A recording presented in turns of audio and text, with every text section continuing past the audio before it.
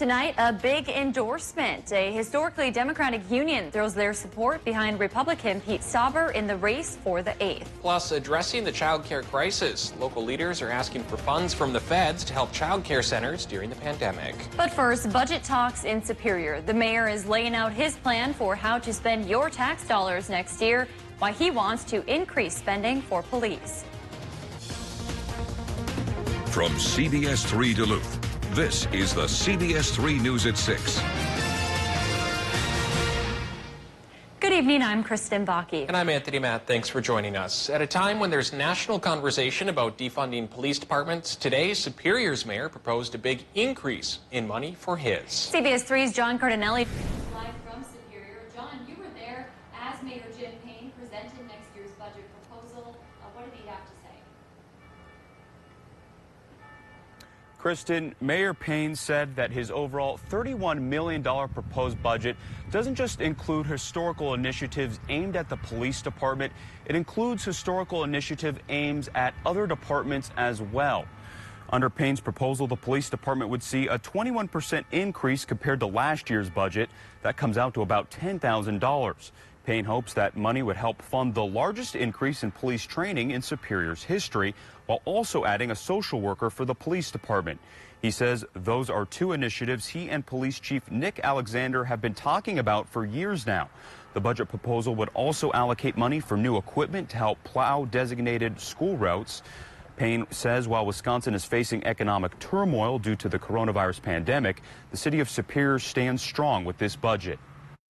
We've spent years preparing for a financial contingency that may now have arrived. So we're prepared to meet whatever challenge comes at us from the pandemic, but we'll be able to do that without impacting citizens.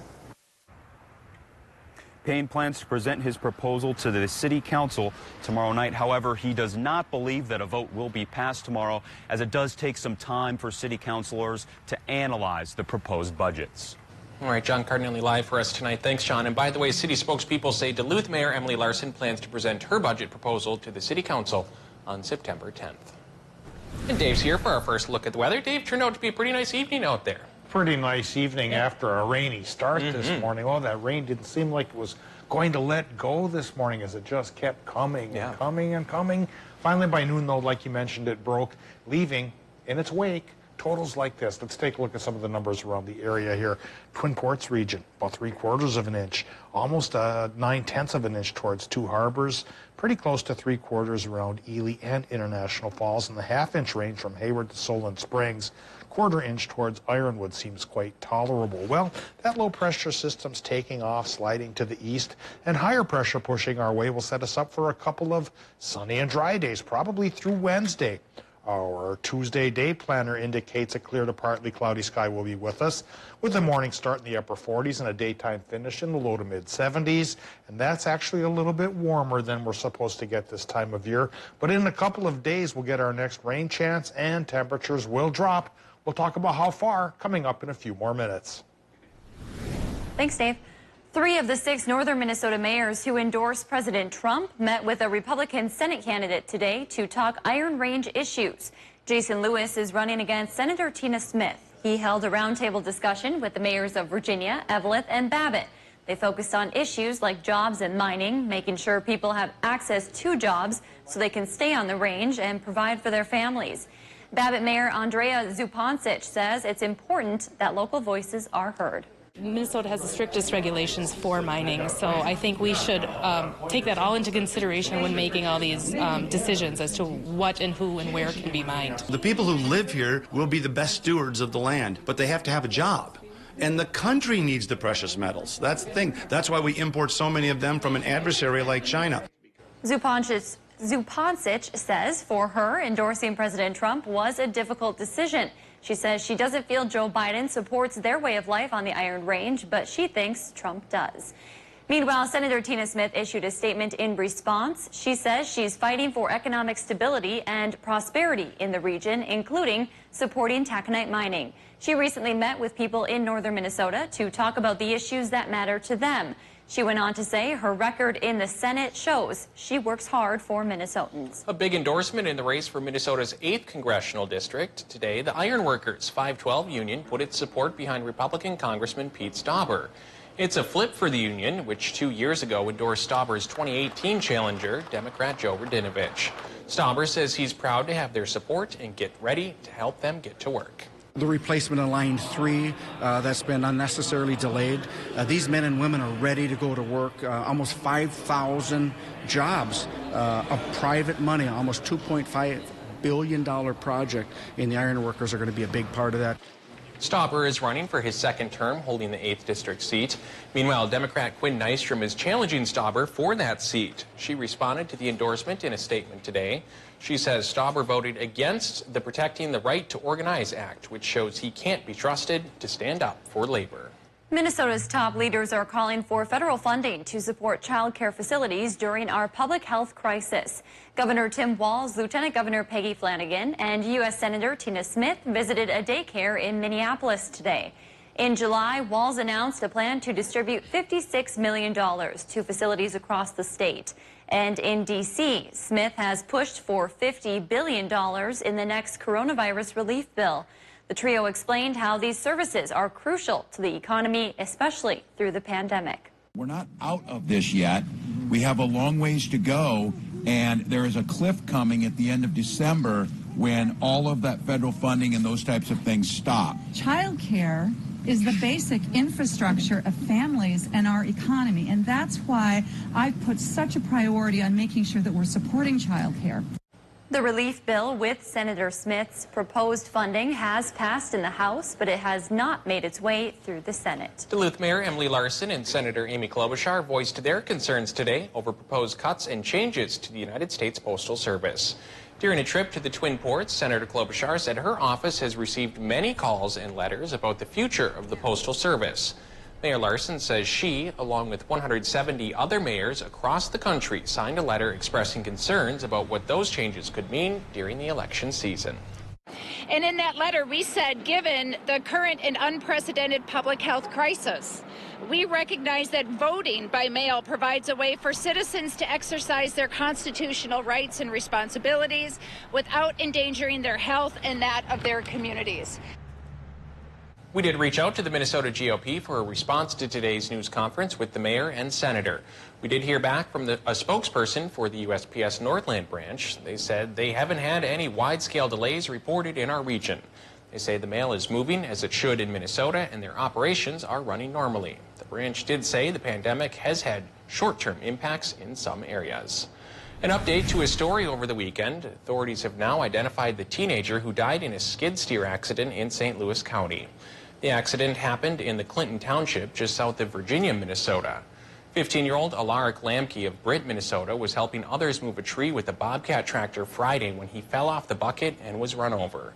First responders tried to save him, but Lamke died at the scene. The family has a GoFundMe account set up. You can find a link to that on our website. With a lot of uncertainty in place, UMD began the fall semester today. That's despite the fact that students won't be moving in for at least another week.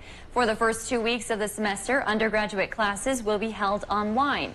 UMD professors have been planning for a hybrid learning model with some classes meeting online and others in person. But the Board of Regents voted to reverse course last week.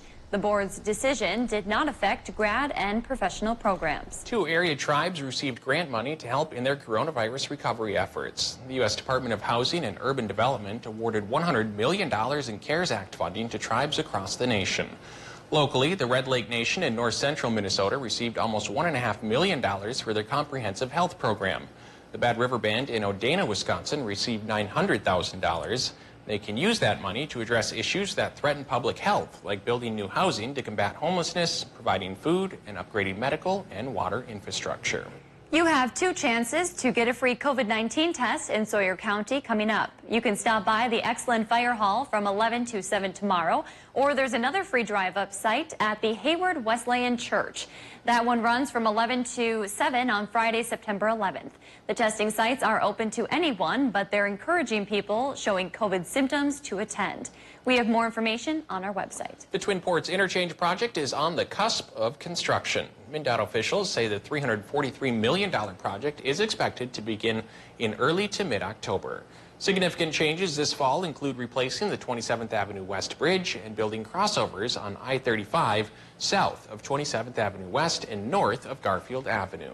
MnDOT officials also say they will be working a lot with BNSF Railroad on track realignment projects. Officials say drivers can expect short-term single-lane closures, mostly during the day. Leading up to it, there will be some temporary ramp closures, but allowing the bridge to still be open. The plan is to have this phase of construction finished by June of 2021. Officials said starting next spring, there will be a significant increase in construction over the next 3 years.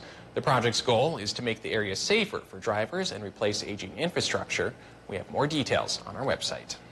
Still to come on Live Local CBS 3, you may have seen an 18th century wooden sailboat in Lake Superior today. Stay tuned to find out why. Thanks to the rainy start, today's high temperatures were hampered a little bit.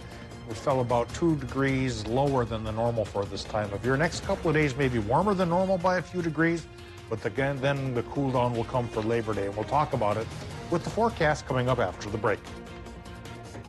Watch Dave, Caitlin, and Austin for local weather you can trust on CBS. Wow, is that really me? Here, I don't look 61 in 3 weeks. I have no wrinkles, no bags, and this is only because of Plexiderm. Oh my gosh. Wow. Who am I? I'm just in love with the mirror right now. Plexiderm is a wonderful product. I look at least 10 years younger.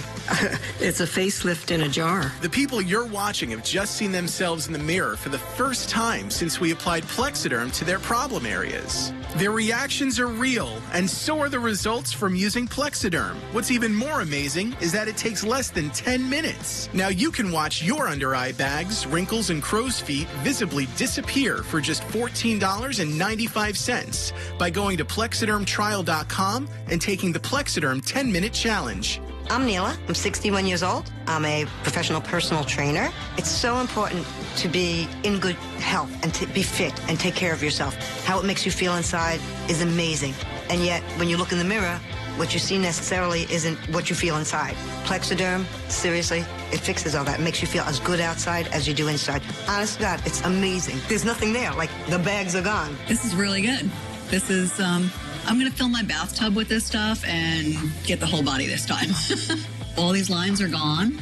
I feel like a new woman. The instant results are from naturally based silicates found in shale clay. Once applied, your skin tightens and firms, rapidly reducing the appearance of under-eye bags, wrinkles, and crow's feet. At our $14.95 price, it's the best time to try Plexiderm and see it work for yourself. So if under-eye bags make you look tired and older, take the Plexiderm 10-minute challenge today for only $14.95. Just go to plexidermtrial.com or call the number on your screen. The saying goes, when one door closes, another opens. So what are you waiting for? Open the door to memories ready to be unpacked. Grow your family one step or paw at a time. Kick off the next great adventure. Turn your passions into your business. We're here to help open the door to new possibilities. Superior Choice Credit Union. This is our currency. Visit superiorchoice.com for a branch near you. There's a lot on the line. I'm in the final five. It's win or go home. All that stands between you and winning are a few obstacles. I want to do this for my family. I want to do this for myself. I just want to give it my all. I've been rediscovering who I am and parts of me that I have missed. We really feel like we're a family. After 20 jobs, only one of you will be crowned Tough as Nails champion. It is time to get to work. Tough as Nails 2 hours season finale. Wednesday, 9/8 Central on CBS. Watch Jeopardy at 4:30, followed by CBS 3 Live at 5 on Live Local CBS 3. Watch Dave, Caitlin, and Austin for local weather you can trust on CBS. Now, the CBS3 Duluth Weather Max forecast with meteorologist Dave Anderson. Well, this morning it sure was rainy and it sure was wet, with a lot of towns getting close to an inch worth of precipitation. But then in the afternoon, the low went away, higher pressure broke in, and a blue sky broke out. Here, for example, is a nice day to ride the rails in Superior. There's a Union Pacific locomotive working the tracks there. This picture comes courtesy of rail fan Aaron DeBezo. Sky like this will be above our region here, probably through Wednesday during the daylight hours.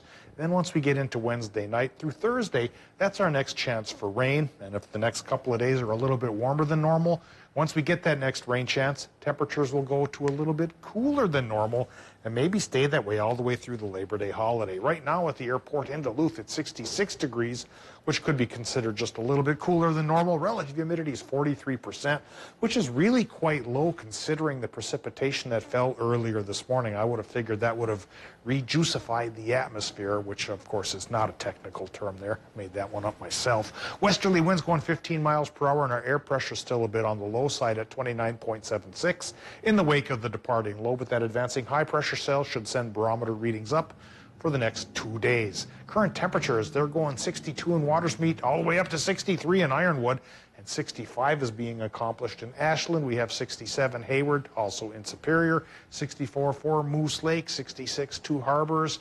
Silver Bay not reporting in at the moment. Hopefully their reporting station gets fixed up here fairly soon. 64 degrees at Ely's Airport down Highway 1, 62 at Hibbing Chisholm Airport, 64 in Grand Rapids, and 62 International Falls. Lows tonight, thanks to a clearing sky, could fall into the upper 40s for a lot of inland towns and maybe 50s right by the lake. Doppler map right now shows that that low pressure system is departing, taking its rain with it, and that means the higher pressure advancing towards us will make things sunny for Tuesday and for Wednesday as well. Again, during the daylight hours, Wednesday night into Thursday, this latest low pressure system brings about a 50% chance for more showers, maybe a couple of isolated thunderstorms, but with temperatures taking a bit of a dive here, you know, you need heat to make thunderstorms really pop, and that really reduces the chance for them to pop, and maybe just come up straight up rain, which should go away at least for half of the Labor Day weekend, but the latter part of it just might see a return to rain. We'll talk about that with our 7-day forecast. And tonight in Minnesota, partly cloudy sky with low temps going 43 inland to 51 by the lake. For Wisconsin and Michigan, the range of low temps there is 45 to 48. For tomorrow, clear to partly cloudy sky for Wisconsin and the UP with high temps going 72 to 74, normal 71. We've got it beat there. In Minnesota, 68 to 70 by the lake, but 72 to 74 degrees farther inland, with that partly cloudy sky lasting probably through Wednesday night. Then into Thursday, 40 to 50% chance for rain, and then the high temps drop into the 60s to start our Labor Day weekend on Friday. Could rebound to 72 with sunshine on Saturday, perhaps the best day of the holiday weekend, and then we get rain chances and highs dropping towards 60 for Sunday and Labor Day itself. That early September forecast is looking a lot like fall, huh? Yeah, last day of August today. Enjoy it while you can. A few hours left, and then September starts after midnight. There we go. Thanks, Dave. The back and forth with what to do with the former Pastorate Terrace building, also known as the Cozy, continues. Today, the Minnesota Court of Appeals reversed a district court ruling that would have paved the way for the demolition of the historic building. A 3-judge panel said the district court's ruling was based solely on economic considerations and didn't factor in potential alternative uses for the building. The ruling sends the case back to district court and says the city is responsible for keeping up on the building's maintenance. There is no apparent timeline for the case. From Russia to the Twin Ports, Duluth welcomed a one-of-a-kind ship to its harbor today. This is a replica of an 18th century wooden sailing boat. It was built in Duluth's sister city in Russia by a man whose goal has always been to sail around the world. That's exactly what the Pilgrim's captain and his crew have been up to for the past 2 years. Today, they made a pit stop in Duluth after sailing the Great Lakes the past several weeks. No word on exactly how long she'll stay, but you can tour the Pilgrim as long as she's docked, which, by the way, is right behind the deck here in Canal Park. Coming up in sports, the Vikings add a big-time defensive weapon to their arsenal. Kelly Hinseth has all the details after the break.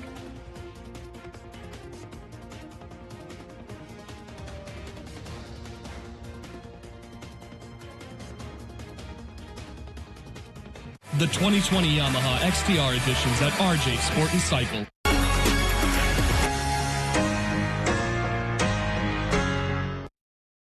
CBS3 live cams are brought to you by Kohler Chevrolet Buick GMC Cadillac. You're not just getting a car, you're getting Kohler. Here are some quick tips for a safer shopping experience. Though reusable bags are great for the environment, they can be a carrier for bacteria. Before shopping, please wash all bags. Try to keep 6 feet or 2 shopping carts of distance between you and other shoppers. Plan ahead so your trip can be quick and efficient. Though cash is accepted at most businesses, cash can transfer bacteria. When possible, try to use cards to lessen the risk of spreading illness. With your help, we can keep our neighbors healthy and workers safe. We can help you at Ketamine North Infusion Center. I've been suffering from PTSD and anxiety for 17 years, and it has helped tremendously more than the pharmaceutical medication I've been taking. To learn more, visit us online. Be well with us at Ketamine North Infusion. Do you have a coffee smile? Drinking coffee causes yellow teeth for thousands of people just like you. And whitening toothpaste just doesn't make those stains go away. Introducing Power Swabs, the first teeth whitening system that lifts coffee stains off your teeth in less than 5 minutes without whitening strips or trays. I've smoked, I've drank coffee, I drink red wine. It makes my teeth darker. And using Power Swabs, it's made a difference. People ask me, what do you do to whiten your teeth? And I'm really proud to tell them that I use Power Swabs. This didn't sting, it didn't burn, it didn't have an aftertaste. It was just a swab, and I just got to rub it on my teeth, and that was it. The secret is a tooth detergent and whitening agent developed by Dr. Martin Ginneker that lifts stains off of your teeth. Power Swabs remove stains on natural teeth, veneers, bonding, caps, and crowns. The best part is you just swab your teeth for 5 minutes and you'll have whiter teeth. No more sitting at home with a whitening strip or tray in your mouth for 30 minutes twice a day. So with the strips I've used in the past, most of them are like you got to leave it on for 30 minutes and the whole experience is just not comfortable. But with Power Swabs, I just snapped it open and rubbed it on and it was good to go. When I used these whitening strips, I noticed when I would drink, I would get this crazy sensitivity. It would go right to my brain and I'm like, I hate this. So why do I have to go through the monstrosity of this pain just because I want to whiten my teeth? With Power Swabs, there was zero sensitivity. Within the first day with the Power Swab, I noticed there was a difference. I really love the fact that you're able to go individually on each tooth and make sure that it's going to be wider. Call for your 5-minute solution to whiter teeth. Whiten your teeth today by ordering Power Swabs and receive 40% off the regular price. Yes, 40% off the regular price. Shipping is free, plus you'll receive a free Quick Stick pen. Visit powerswabs.com or call the number on your screen. For breaking stories that impact the Northland most, turn to CBS3. Catch Eye on Parenting every Thursday at 6 with me, Leanne Valdez on CBS3. Watch Dave, Caitlin, and Austin for local weather you can trust on CBS. Watch Jeopardy at 4:30, followed by CBS3 Live at 5 on Live Local CBS3. The Vikings defensive line was going to be a big question mark for sure this upcoming season after the departure of longtime edge rusher Everson Griffin, among a number of other defensive pieces, and they have filled his void. The Vikings have now officially announced the signing of Yannick Ngakoue. He was acquired in a trade with the Jacksonville Jaguars. Minnesota sends a 2021 second-round pick and a conditional fifth-round pick in 2022 to Jacksonville in return. The 25-year-old pass rusher has been productive in his 4 years with the Jags. With 37.5 career sacks and 5 defensive touchdowns, Ngakoue is scheduled to make $12 million with the Vikings this upcoming season. Some unfortunate news for D3 college athletics in Minnesota today. The MIAC announced the postponement of all their competition until January of 2021. They had previously postponed select sports, including cross-country, football, and soccer and volleyball to the spring. This new announcement will include the rest of fall sports and the beginning of winter sports. The decision comes following the D3 Administrative Committee's recommendation to not compete in any fall term athletics. St. Scholastica will be joining the MIAC next year. The UMAC has currently suspended play through the fall sports season, the conference that St. Scholastica currently belongs to. And the Bucks open up their round 2 series against the Heat tonight down in Orlando in the NBA bubble. Currently, Bucks lead by 11 in the second quarter. Miami was the only team to beat the Bucks multiple times in the regular season. Well, you may remember the name Parker McKay from an illustrious 4-year career over at UMD. The captain helped the Bulldogs to 2 national championships and then landed himself a contract with the Texas Stars, the AHL affiliate of the Dallas Stars, back in 2019. McKay's season with the Stars came to a screeching halt like many other leagues when COVID first started impacting the United States back in March. Once we found out in Texas, we were in Colorado, I think, played our last game there.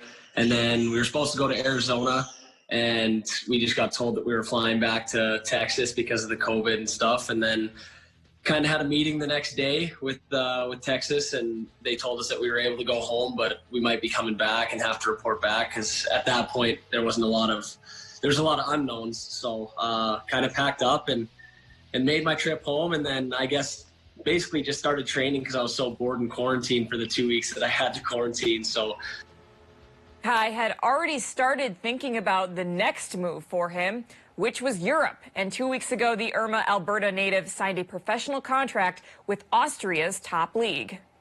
Started training, and then obviously Europe's kind of been in the back of my mind for a while. And so, yeah, I was just pushing the pace and trying to get over here, and luckily was able to find a beautiful spot. So. Coming up at 10, we'll hear more about Parker's journey to Austria, where he did that interview from, and how it's all for the love of the game. That's going to do it for sports for now. We'll have more back tonight at 10. For now, Kristen and Tony, I'll send it back to you in the studio. Thanks, Kelly. Tonight on the CBS3 News at 10, the Duluth Superior Pride Festival is going virtual this year because of the pandemic. Hear how event organizers are getting creative tonight at 10. The SpaceX Falcon 9 rocket launched from Cape Canaveral, Florida on Sunday evening. During the flight, it successfully deployed a satellite and put 2 rideshare payloads into orbit above the North and South Poles. SpaceX says this mission marks the company's first launch to a polar orbit from the East Coast and the first polar launch out of Cape Canaveral since the 1960s. Dave, with the way the day started out, wouldn't have been a very good day to launch a rocket in Duluth, huh? No, and one might think the evening might not be so great because as we take a look at our 7-day forecast, you see that the clouds are trying to build back in again, but that's probably just a little aberration. In general, with high pressure taking over and our low departing, the sky should be clearing for a couple of days. And those days will be Tuesday and Wednesday. High temps both days should get into the lower to middle 70s, which will be a couple of notches warmer than normal. Once we get to midweek, Wednesday night into Thursday, that's our next rain chance from a new low pressure system. And then temperatures become a little bit iffy for Labor Day weekend. We may rise to the occasion, be warmer than normal by a degree on Saturday, but then we go cooler than normal for Sunday and Monday itself, with our next round of rain coming aboard both of those days. Hopefully everyone's picnics work out all right. Yeah, I sure hope so. Hard to believe it's the last day of August already. I know. Well, thanks for joining us. We'll see you again at 10 o'clock.